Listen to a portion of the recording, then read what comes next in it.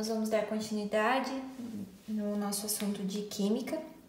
Nós vamos falar um pouco sobre os modelos atômicos.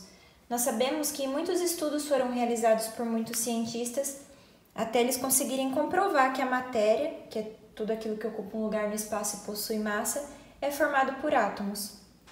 Então vamos lá descobrir quais foram os cientistas que estudaram os átomos e quais foram os modelos, as formas como eles enxergavam o átomo até chegar ao modelo atual. Então o primeiro cientista foi Dalton. O modelo atômico de Dalton ficou conhecido como bola de bilhar, porque ele achava que o átomo era uma esfera, certo? Maciça e indivisível, semelhante a uma bola de sinuca, uma bola de bilhar. E Dalton, ele dizia que todas as substâncias são formadas por átomos. Ok, né? A matéria é formada por átomos. Ele dizia que os átomos de diferentes elementos químicos, eles têm diferentes propriedades. Ok, isso nós também entendemos hoje. E ele dizia que os átomos do mesmo elemento químico, eles são exatamente iguais. Nós vamos ver, com o passar das nossas aulas, que isso já não é tão verdade. E ele dizia também que os átomos se reorganizam em uma reação química, que eles nunca são criados e nem destruídos, obedecendo à lei, né, que nós vimos de Lavoisier, que nada se cria na natureza, apenas as coisas se transformam, certo? O outro cientista que descreveu o modelo dos átomos foi Thomson, que teve o seu modelo denominado de pudim de passas, porque ele imaginava que o átomo ele era uma grande bola que é representada pelo pudim, nessa estrutura verde, positiva, e os elétrons estariam mergulhados como se fossem as passas num pudim, e os elétrons negativos. E como que ele descobriu essa partícula negativa, o elétron? Ele utilizou uma estrutura que é chamada de ampola de Crookes. E tudo isso porque ele não entendia como que aconteciam os fenômenos elétricos na natureza que envolviam a matéria. Então, a ampola de Crookes era uma ampola de vidro que tinha conectado de um lado um lado negativo e um lado positivo, o lado negativo chamado de cátodo e o lado positivo chamado de ânodo. E aqui dentro ele inseria gases com uma pressão bem baixa e submetiam ele a uma tensão elétrica, que poderia ser uma bateria. E quando esse cientista, né, aplicava uma tensão elétrica muito alta, ele conseguia observar que era emitido um raio dentro desse tubo, né, dentro dessa ampola, e que esse raio ele era emitido a partir do cátodo, né, do lado negativo.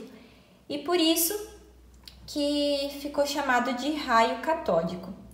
E ele observou que esse raio ele aparecia em qualquer tipo de gás que ele inserisse dentro dessa ampola. E ele também percebeu que se ele aproximasse um ímã aqui, ele conseguia desviar esse raio. E ele, a partir disso, percebeu que esses raios possuíam uma partícula negativa. E foi aí que ele descreveu a existência do elétron, né, da partícula negativa. Porque ele já conhecia as propriedades do ímã, né, que tinha uma parte positiva e uma parte negativa, então ele deduziu tudo isso. Então, ao contrário do que o cientista anterior, Dalton, que disse que as partículas, né, o átomo ele era indivisível, ele percebeu que o átomo ainda tinha partículas menores, então ele conseguiria ser dividido em partículas menores como o elétron. E aí, então ele disse que o átomo ele é divisível, é uma esfera positiva com elétrons e também tem um formato esférico, certo? E aí, um outro cientista chamado Rutherford, ele criou um modelo, né, de átomo chamado modelo planetário, porque ele lembra muito a órbita que os planetas descrevem ao redor do Sol. Então, ele disse que o átomo ele era formado por um núcleo muito pequeno, positivo, E os elétrons orbitavam ao redor desse núcleo numa região chamada eletrosfera. Mas como que ele deduziu tudo isso? Ele fez um experimento, certo? Ele utilizou, então, aqui uma lâmina de ouro e ele bombardeou essa lâmina de ouro com partículas alfa, que são partículas positivas, certo? E da onde que vinham essas partículas alfas? Ele usou uma amostra de polônio, que é um elemento químico, um material radioativo, que ficava dentro desse bloco aqui de chumbo. E aí ele percebeu que quando era emitido essas partículas alfas a partir do polônio, quando elas batiam na lâmina de ouro, a grande maioria delas atravessava essa lâmina de ouro e algumas delas se desviavam. E aí ele, achou tudo isso meio estranho. Até trouxe aqui uma outra imagem, que talvez fique mais claro para vocês entenderem. Então, ele observou que a maioria passava reto, a lâmina de ouro, e outras se desviavam.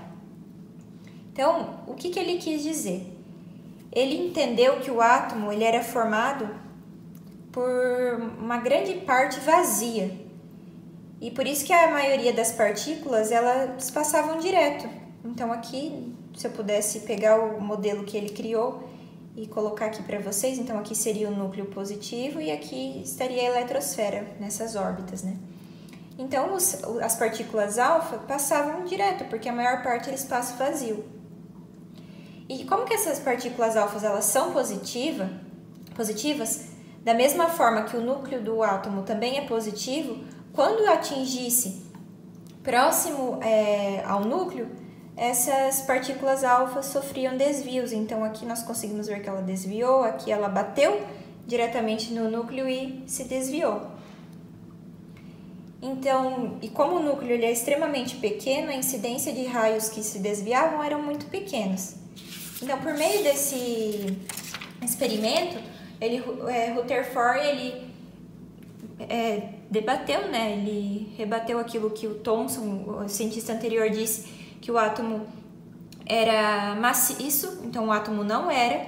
Então, o átomo ele era formado por duas regiões, o núcleo e a eletrosfera seria uma parte onde estariam os elétrons negativos e seria uma região bem vazia, uma região bem grande e vazia, e o núcleo muito pequeno. Passado isso, um cientista chamado Chadwick, ele descobriu uma partícula neutra dentro ainda do núcleo e que ficou chamada de nêutron. Então ele descreveu esse átomo que o Rutherford tinha criado como sendo formado por uma partícula positiva, uma partícula neutra e a eletrosfera ao redor com os elétrons orbitando. E esse cientista também estudou um pouco sobre algumas características a respeito da massa dessas partículas subatômicas.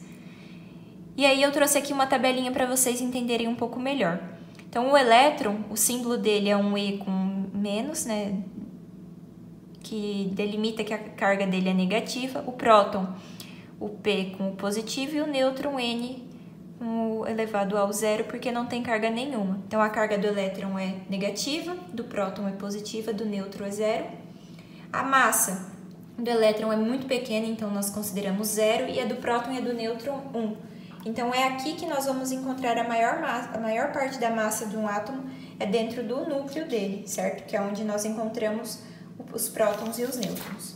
E aí, por fim, nós temos o último modelo atômico, que é o modelo de Bohr.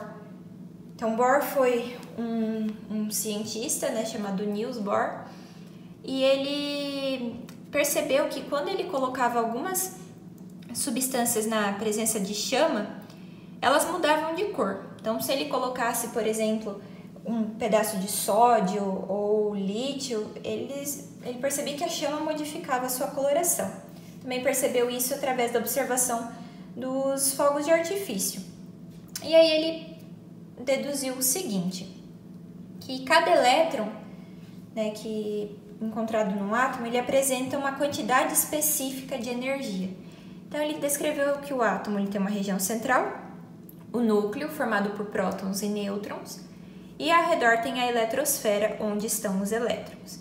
E cada elétron tem uma energia específica, que a gente chama de energia quantizada. E aí, ele dizia que quando um elétron recebe a energia, ele salta para um nível mais energético. Então, ele disse que cada órbitazinha dessa daqui se chama nível ou camada de energia, certo? E aí, o elétron está aqui. Se eu forneço energia, por exemplo, a energia da chama, do calor, o fogo, eu faço com que esse meu elétron que está aqui salte para a próxima camada. E quando ele salta, nós falamos que ele está excitado, né? Que esse elétron ficou excitado. E quando ele salta, ele fica com uma grande carga energética e ao retornar para a camada energética dele, ele libera aquela luz, né, de coloração diferente. Então, é por isso que ele conseguia observar essas colorações nos fogos de artifício e também ao aquecer um elemento químico. E ele dizia que a camada de maior energia ocupada pelos elétrons é chamada de camada de valência. Então, por exemplo, nesse meu modelo aqui de átomo, eu teria aqui 1, 2, 3, 4 camadas de energia, né, ou níveis energéticos. E essa última camada aqui, onde tem elétrons, é chamada de camada de valência e a camada de maior energia. A outra coisa que ele trouxe para nós também, ele colocou o nome a cada uma dessas camadas. Então, eu tenho a primeira camada, né, sempre a primeira camada de um átomo é a camada K, a segunda é L, M, N, O, até a camada Q. E cada camada comporta uma quantidade máxima de elétrons. Então, a camada K comporta 2 elétrons no máximo, a L comporta 8, a M 18. E eu tenho até um macete, uma musiquinha para ajudar vocês a memorizarem isso aqui, porque nós vamos ver, com o passar das aulas, que isso é importante para nós. Então, assim, K, L, M, N, O, P, Q são os níveis de energia que nós temos que aprender. 2, 8, 18, 32 e 32. 18 e 8 é o número máximo de letras que cada uma pode conter, certo? Então era isso que eu tinha para falar para vocês. Eu espero que vocês tenham entendido. Qualquer dúvida, eu estou à disposição na agenda digital. Um abraço e até a próxima aula.